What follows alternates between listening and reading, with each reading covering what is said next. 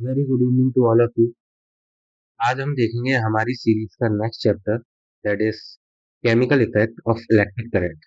Lecture start करने से पहले जिन लोगों ने हमारा चैनल सब्सक्राइब नहीं किया है वो सबसे पहले बेल सब्सक्राइब कर दें एंड बेल आइकन को प्रेस कर दें। चलिए स्टार्ट करते हैं। तो चैप्टर का नाम है chemical effect of electric current. तो इलेक्ट्रिक करंट के केमिकल इफेक्ट्स को समझने से पहले हम समझ लेते हैं कि इलेक्ट्रिक करंट क्या होता है। तो इलेक्ट्रिक करंट बेसिकली होता है rate of flow of electron in any material.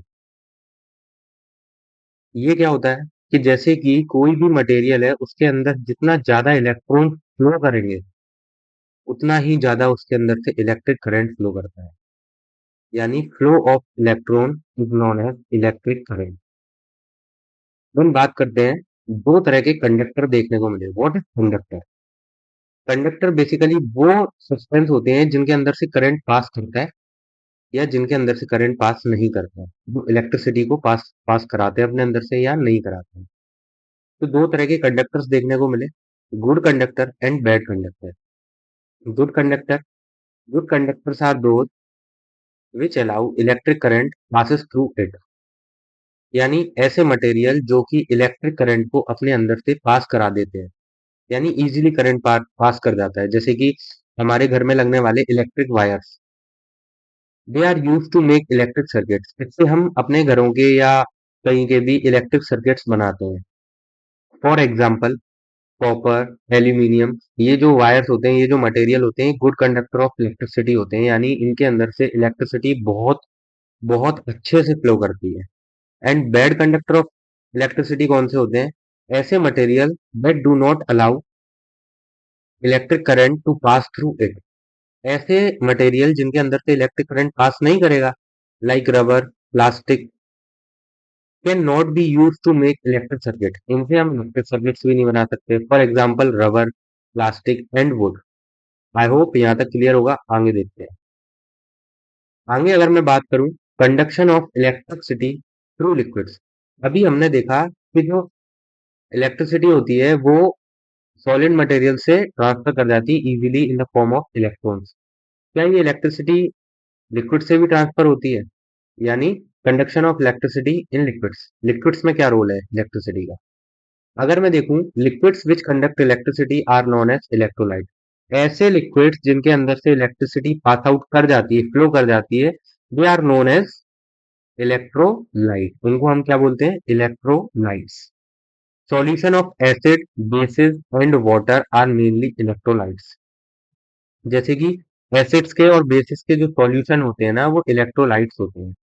अब इलेक्ट्रोलाइट्स को भी फर्दर टू कैटेगरी में डिवाइड किया गया है, जैसे कि strong electrolytes and weak electrolytes. Strong electrolytes वो होते हैं जिनके अंदर से इलेक्ट्रिसिटी बहुत अच्छे से फ्लो होती है। A lot of free ions, इनके अंदर आयंस बहुत ज्यादा पाए जाते हैं। जब आयंस पाए जाएंगे पॉजिटिव नेगेटिव, तो इलेक्ट्रॉन्स भी ज्यादा होंगे, और इलेक्ट्रॉन्स ज्यादा होंगे तो फ्लो ऑफ इलेक्ट्रॉन्स ज्यादा होगा, जिसकी वजह से इलेक्ट्रिसिटी बहुत अच्छे से फ्लो करेगी।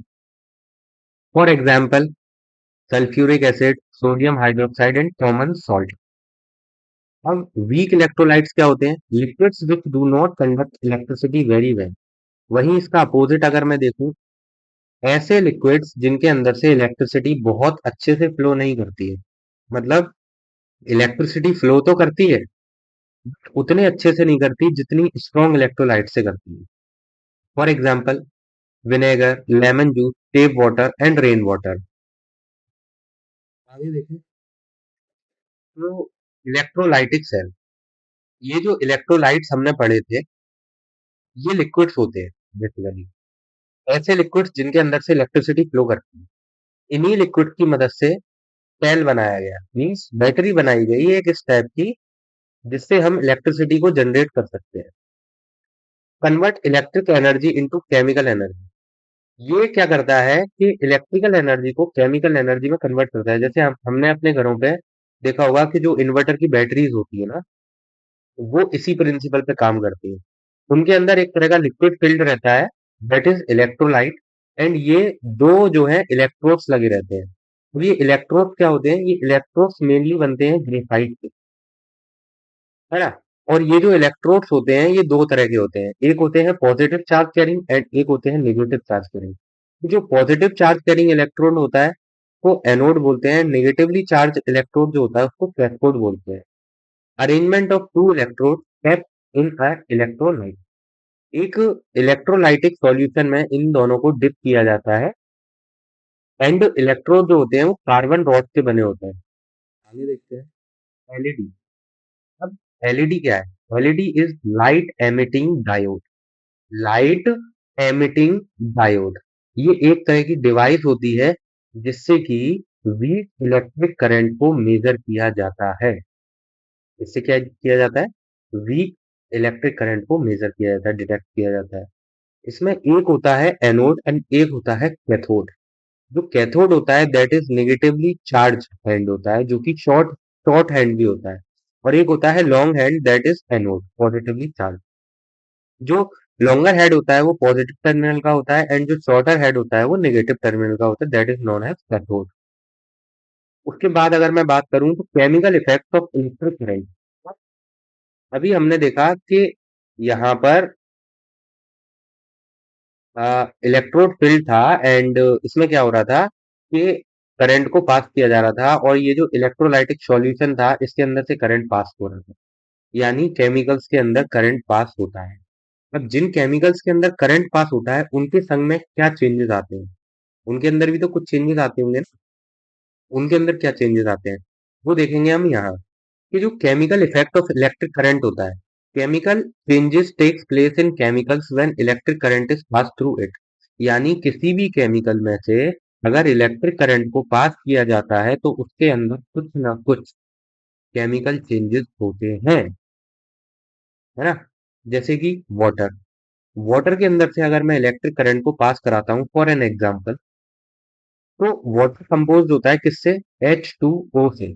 यानी हाइड्रोजन अलग हो जाएगी एंड ऑक्सीजन अलग हो जाएगी। यानी मेनली क्या होता है? डीकम्पोजिशन होता है। डीकम्पोजिशन यानी कंपोजिशन मीन्स दो एटम्स जब आपस में, दो मॉलिक्यूल्स आपस में एड ऑन होते हैं और एक नया कंपाउंड बनाते हैं, इज नोन एज कंपोजिशन। और जब एक नया कंपाउंड दो एलिमेंट्स में टूट जाता है that is known as decomposition.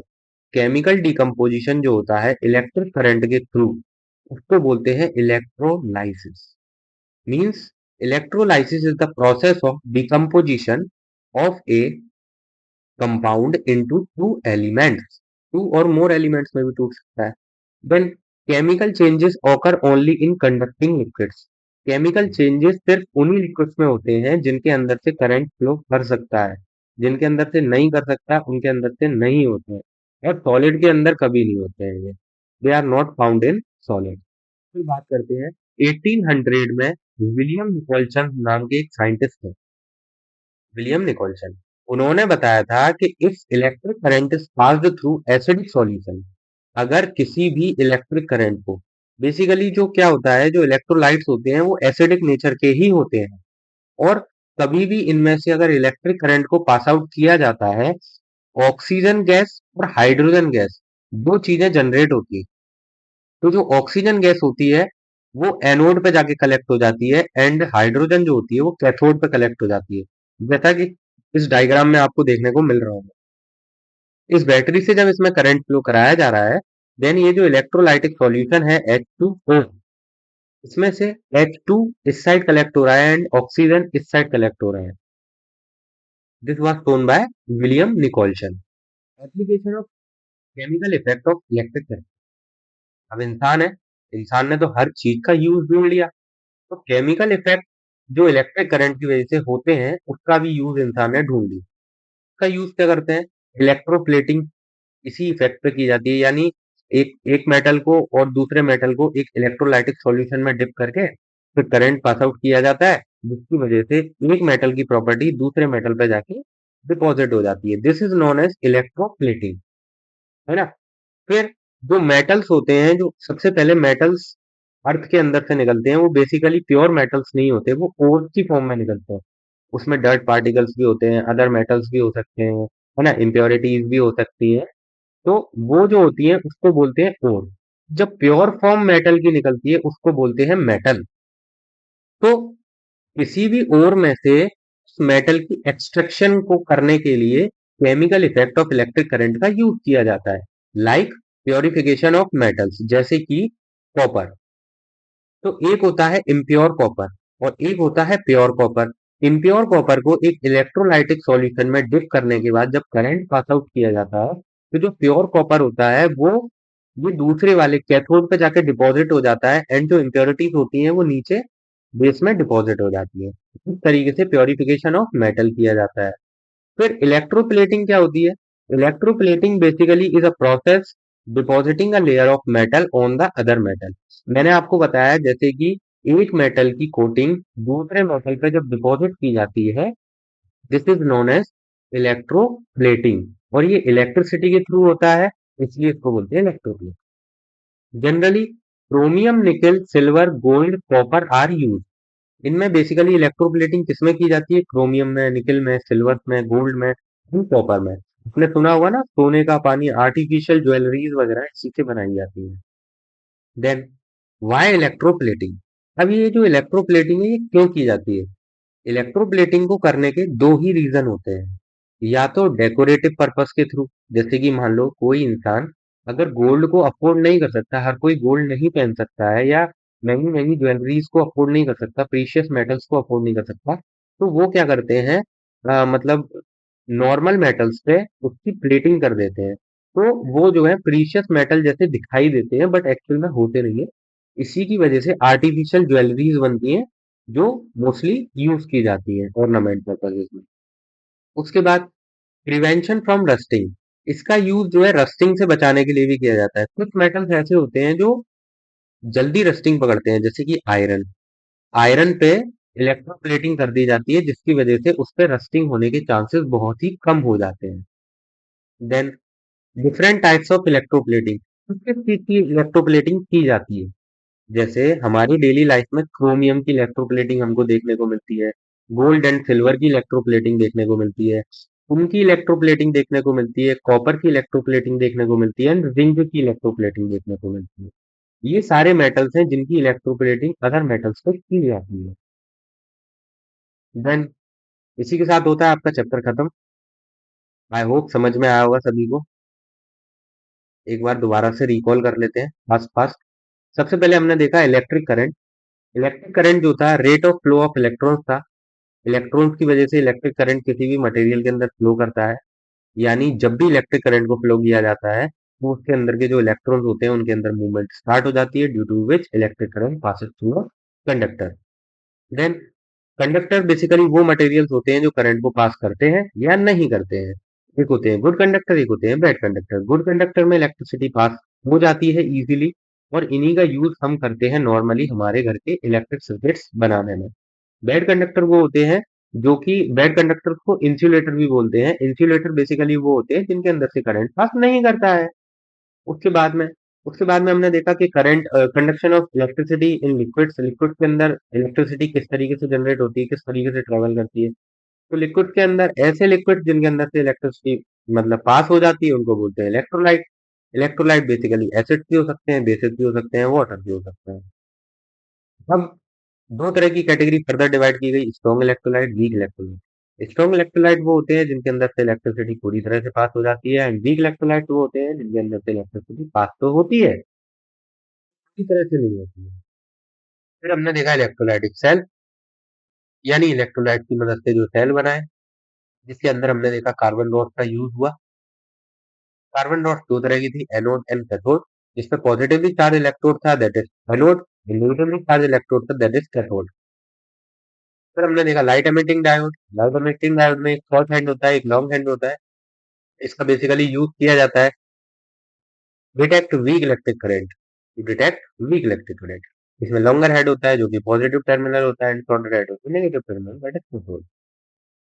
Chemical effects देखे इलेक्ट्रिक करंट के, जिसमें हमने देखा कि जब भी किसी भी केमिकल में से इलेक्ट्रिक करंट को पास आउट किया जाता है तो उसके अंदर डिकम्पोजिशन हो जाता है, और जो कंपाउंड है वो टू एलिमेंट्स या टू एलिमेंट्स या मोर देन टू एलिमेंट्स में divide हो जाता है, जिसको बोलते हैं डिकम्पोजिशन।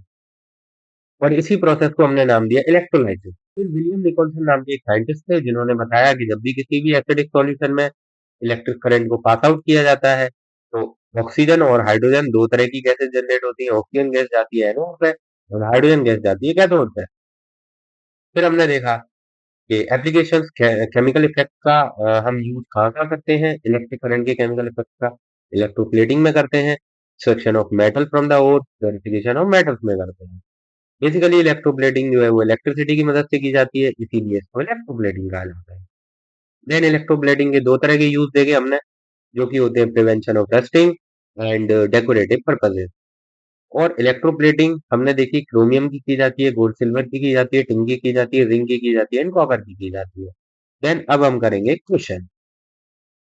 तो पहला क्वेश्चन है हमारे सामने, the decomposition produce in conducting liquid due to electric current. जो डिकम्पोजिशन है, जो कि कंडक्टिंग लिक्विड के अंदर देखने को मिलता है इलेक्ट्रिक करंट के थ्रू, वो क्या होता है, उस प्रोसेस को क्या बोलते हैं? फटाफट फटाफट आंसर देंगे कमेंट सेक्शन में।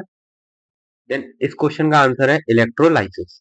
हमने अभी पढ़ा था कि जब डिकम्पोजिशन होता है कंडक्टिंग लिक्विड्स में, उस प्रोसेस को इलेक्ट्रोलाइसिस बोलते हैं। Then next question is, what is the full form of LED? LED की फुल फॉर्म क्या होती है? Light emitting diode, light emitting device, या लार्ज एमिटिंग डिवाइस, या लार्ज लाइट इलेक्ट्रिसिटी डायोड। तो इसकी फुल फॉर्म होती है लाइट एमिटिंग डायोड। अब ये जो लास्ट क्वेश्चन है, ये मैं आपको दे रहा हूँ होमवर्क में, इसका आंसर सभी लोग कमेंट सेक्शन में बताएंगे। और वीडियो अगर पसंद आई हो तो चैनल को सब्सक्राइब करें, वीडियो को लाइक करें एंड अपने दोस्तों के साथ शेयर करें। मिलते हैं नेक्स्ट वीडियो में, तब तक के लिए बाय बाय।